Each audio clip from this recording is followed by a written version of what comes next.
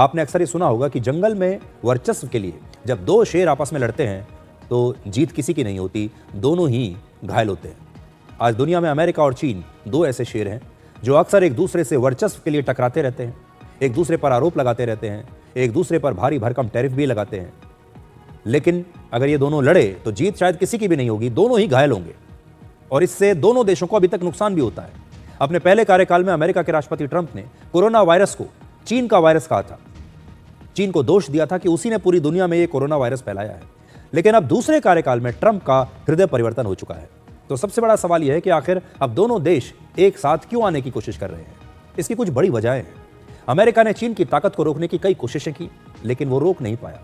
जैसे चीन पर अमेरिका ने 100% से ज्यादा टैरिफ लगाया, लेकिन चीन तब भी झुका नहीं, बल्कि अमेरिका से लड़ता रहा। रॉ मटेरियल्स, खासतौर पर रेयर अर्थ मिनरल्स का 90% हिस्सा चीन के पास है, जो अमेरिका के लिए बहुत जरूरी है। जैसे ही अमेरिका और चीन के बीच विवाद बढ़ता है, चीन रेयर अर्थ मिनरल्स की सप्लाई अमेरिका के लिए रोक देता है।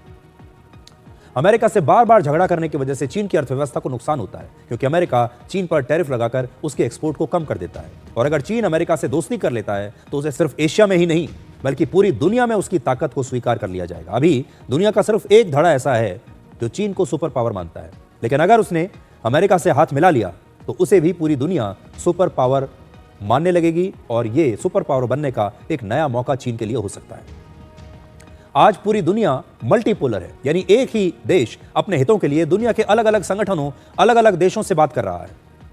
मल्टीपोलर दुनिया है, इसमें अलग अलग देश अलग अलग चीजों में शक्तिशाली है। कोई दो टीम नहीं है, बल्कि 3, 4 या 5 अलग अलग टीम्स बनी हुई है। जैसे एक ही देश G20 में भी है, G7 में भी है, ब्रिक्स में भी है और आसियान जैसे संगठनों में भी सदस्य होता है, जबकि हर संगठन अलग अलग हितों के लिए बनाया गया है। लेकिन ट्रंप चाहते हैं कि अब दुनिया में मल्टीपोलर व्यवस्था खत्म हो जाए, दुनिया में केवल एक ही संगठन हो और उसका सदस्य सिर्फ अमेरिका और चीन हो।